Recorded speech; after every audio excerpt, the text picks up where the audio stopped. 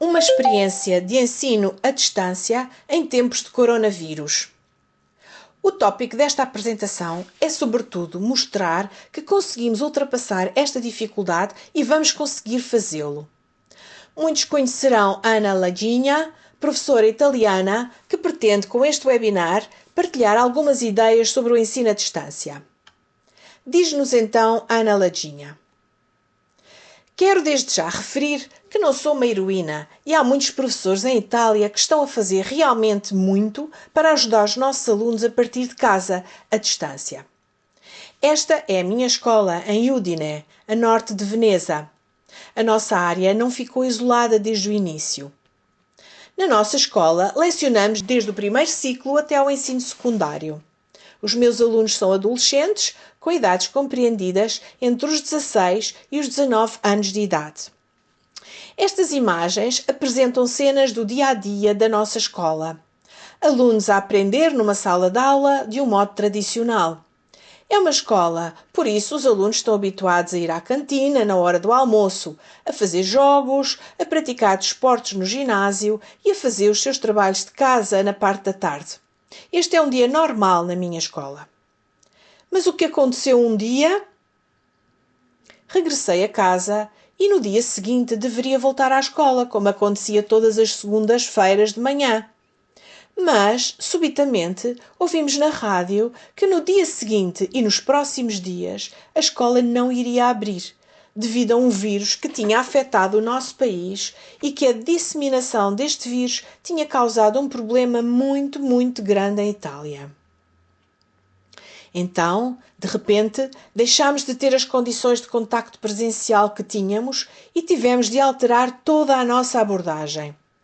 Ou seja, em vez de interagirmos cara a cara com os nossos alunos nas nossas salas de aula, isto deixou de ser possível e, subitamente, o nosso estilo de ensino teve de ser alterado e teve de se recorrer à internet e a um ambiente de trabalho virtual.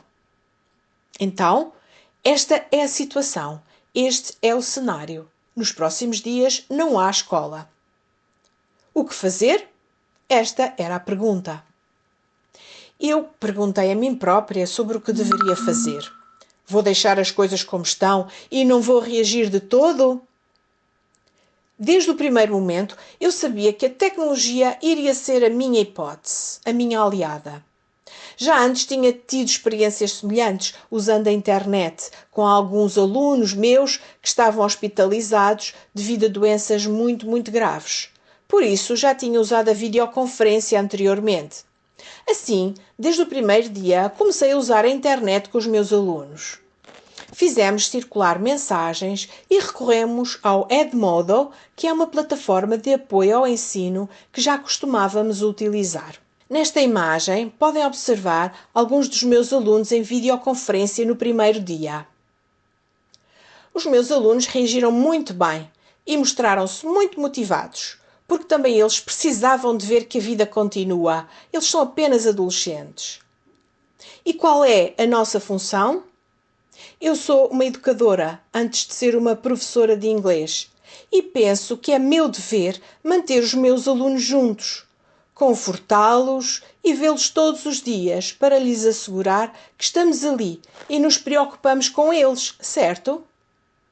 Entretanto, o Ministério criou também uma hashtag, a escola não fecha. Então, na verdade, o espaço físico da escola está encerrado, mas o ensino e a aprendizagem continuam a ter lugar e a concretizar-se.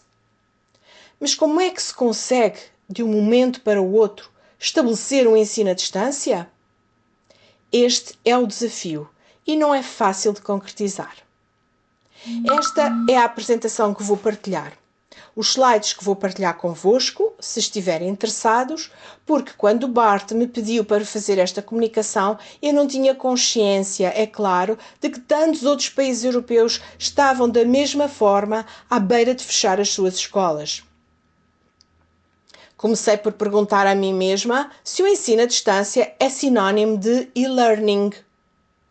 No passado, já tinha feito muito ensino online e ensino misto, blended learning, ou seja, tinha usado o Edmodo e outros recursos online, ou a sala de aula invertida, o flipped classroom, mas os professores e os alunos regressavam sempre à sala de aula. Nesses momentos, davam-se algumas tarefas para os alunos realizarem e depois fazíamos a sua verificação. Os alunos ultrapassavam as suas dificuldades e ajudávamos-los no dia a dia. Mas se não podemos estar pessoalmente com eles, como vamos poder fazer isto? Então, a pergunta que se coloca é: onde é que a aprendizagem ocorre? Quando é que ocorre? Onde ocorre e como ocorre? Neste momento, era fundamental para mim clarificar, antes de mais, se devia optar por um ensino síncrono ou assíncrono. No sistema síncrono, os alunos aprendem todos ao mesmo tempo. Este pode ocorrer online, através de videoconferências, e é muito motivador, porque existe mais interação e os alunos podem solicitar uma clarificação, explicações e feedback que são fornecidos de imediato pelo professor. No entanto, o sistema síncrono pode igualmente ser confuso porque os alunos não podem estar sempre a interagir. Têm de ligar ou desligar o som do seu microfone, partilhar o ecrã, o que não é assim tão fácil. Então, algumas componentes da aprendizagem devem ser também assíncronas. Quando os alunos estudam em momentos diferentes, a comunicação é adiada e isto tem vantagens porque oferece mais flexibilidade e uma aprendizagem personalizada, de modo a que os alunos possam aprender ao seu próprio ritmo. Então, precisamos de usar, misturar, fundir estes instrumentos.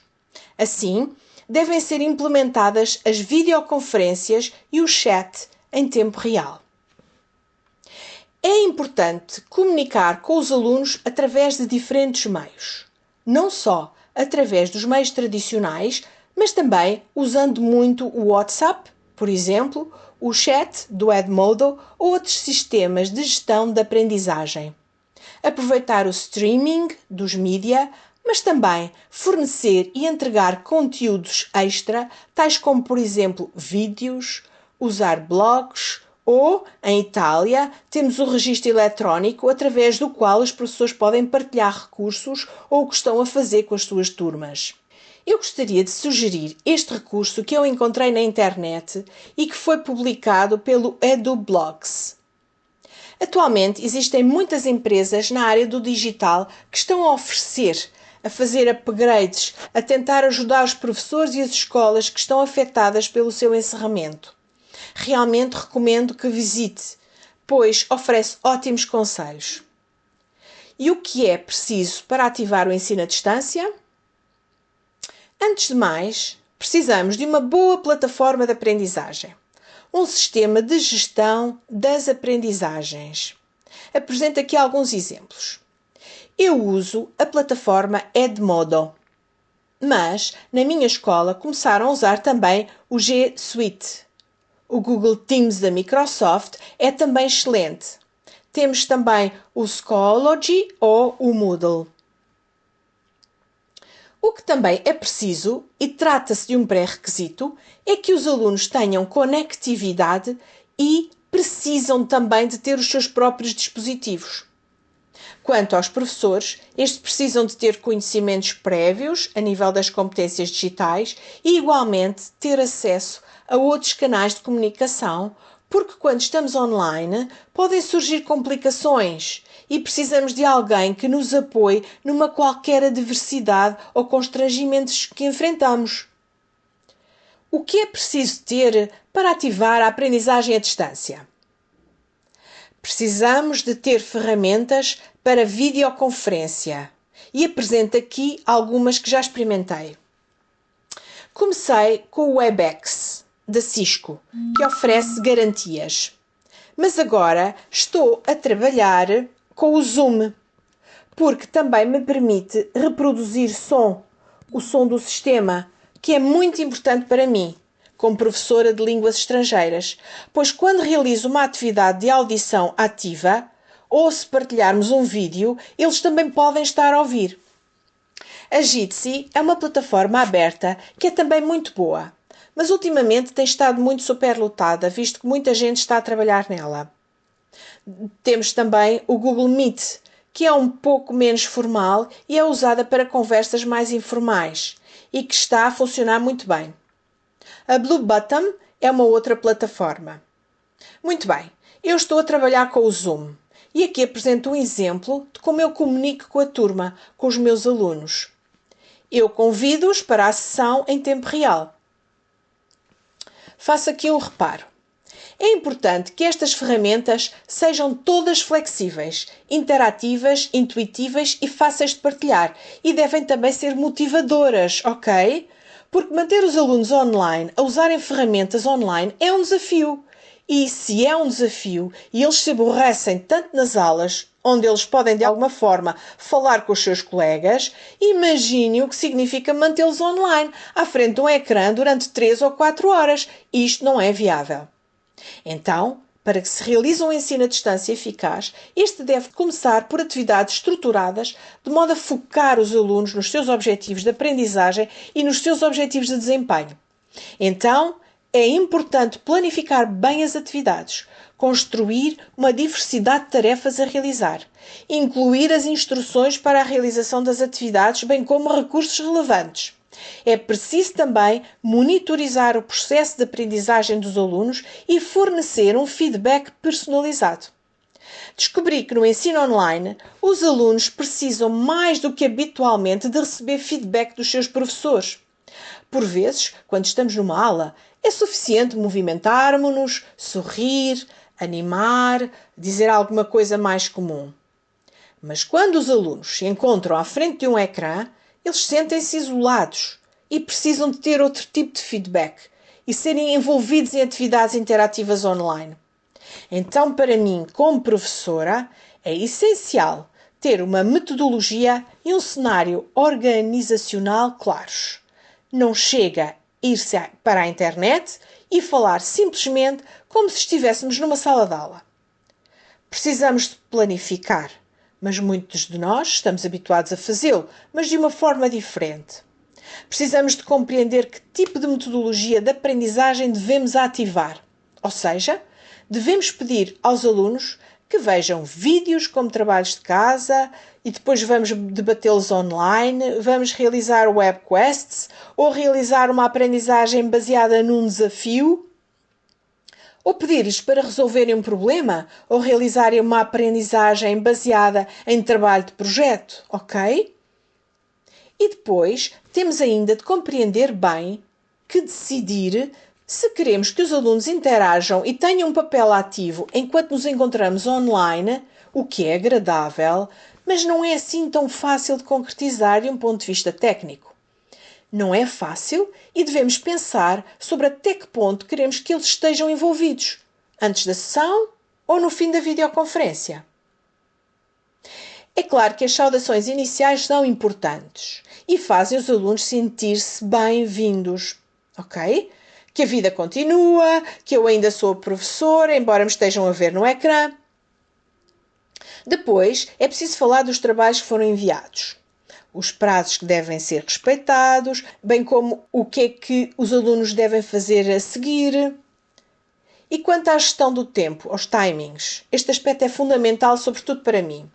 Inicialmente, eu tive a sensação de que, de algum modo, eu estava a perder tempo. Então, videoconferências longas, ao estilo académico, devem ser evitadas, pois não são viáveis. Os alunos não podem simplesmente estar ali online durante tantos dias e tantas horas.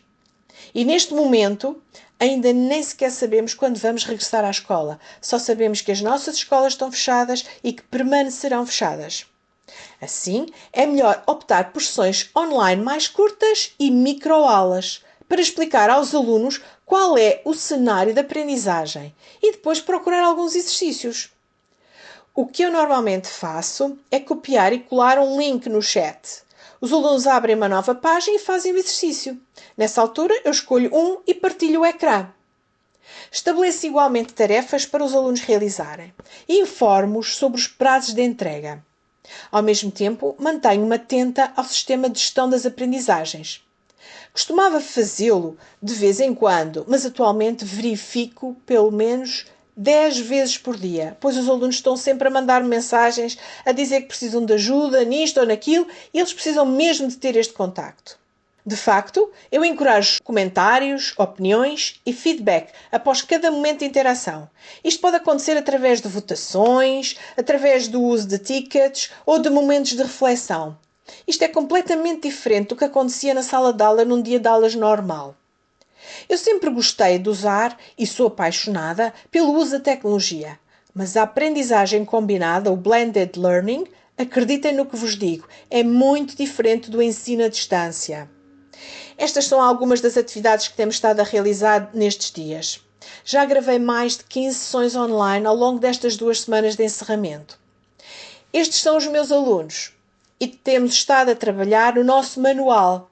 Temos o manual armazenado na cloud.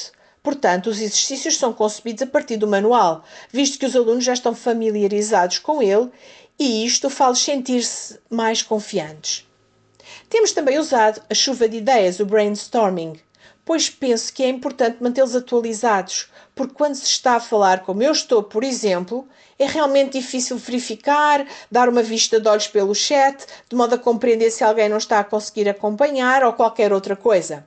Então, eles fizeram como aqui com o Jamboard da Google. As notas autocolantes, os sticky notes, funcionam muito bem. Ou para as nuvens de palavras, Word Cloud, usamos o Answer Garden, que é muito agradável. O Treesider, que já usei 2 vezes com os meus alunos, pedindo-lhes simplesmente para comentarem sobre os aforismos, ou sobre a solidão, ou o isolamento, e eles têm estado a fazer um excelente trabalho. Usamos muito o Padlet, na European Schoolnet Academy, na Teacher Academy, para todos os MOOCs. Já moderei vários MOOCs para eles, usando o Padlet.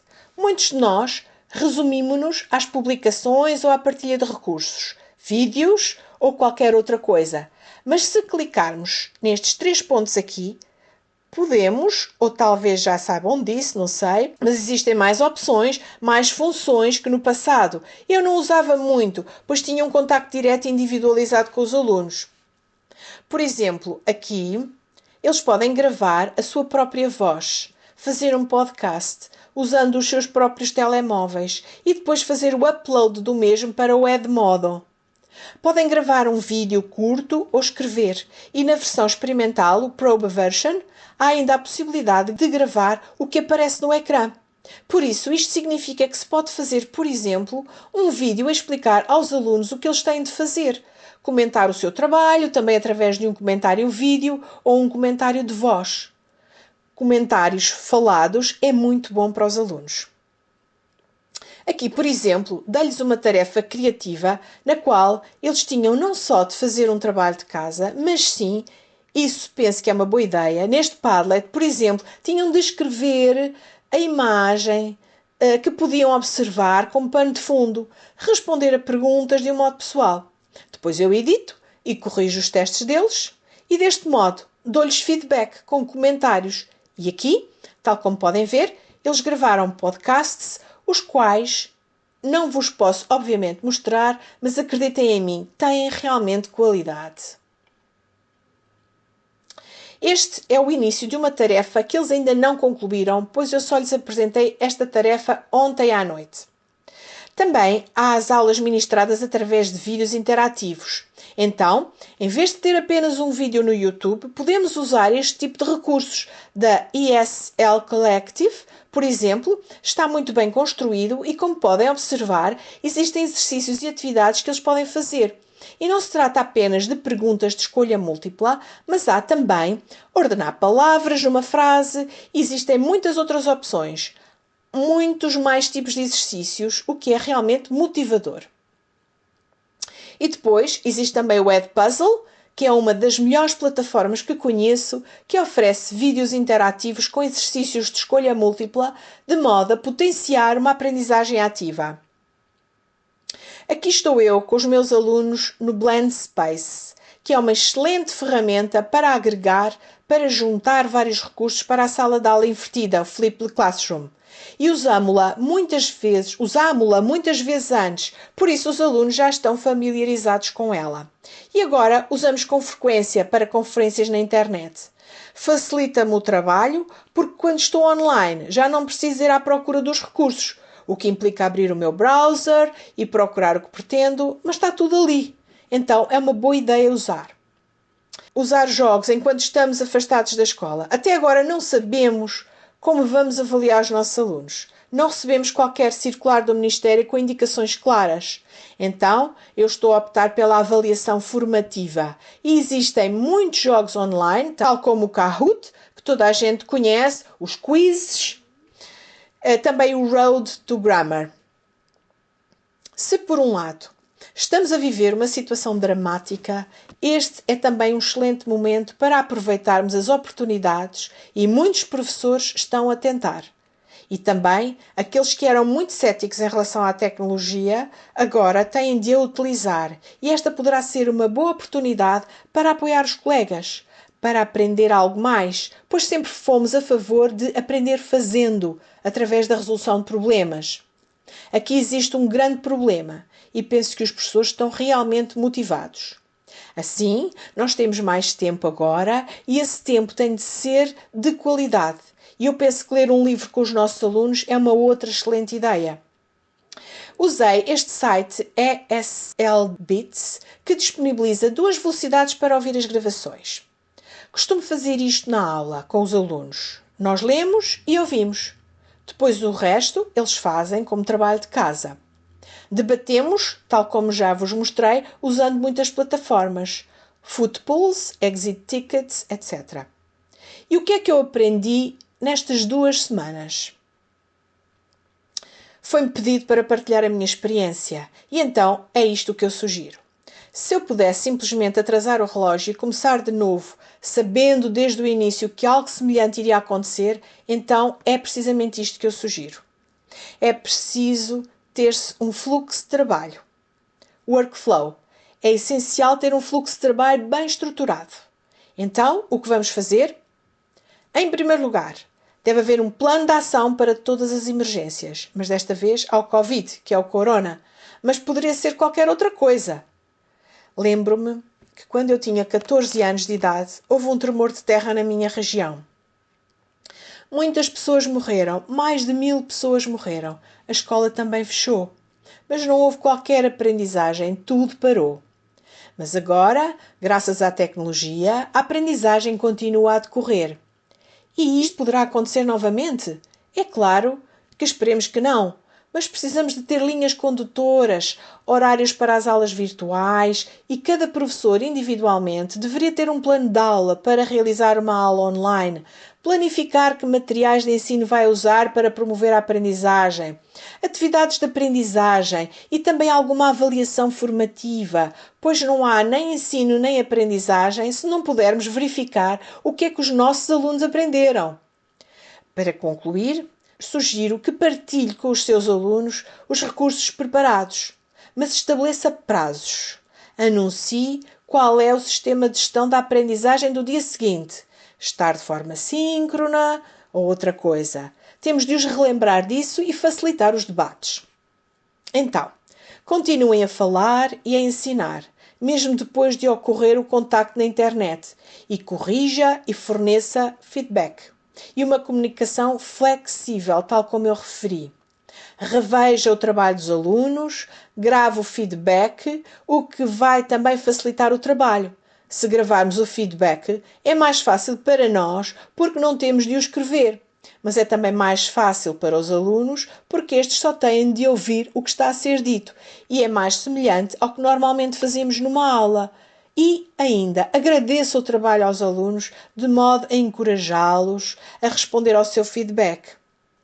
E então, a tecnologia mais do que nunca é apenas um instrumento. Mas o que realmente importa é criar este círculo de pessoas e estarmos conectados.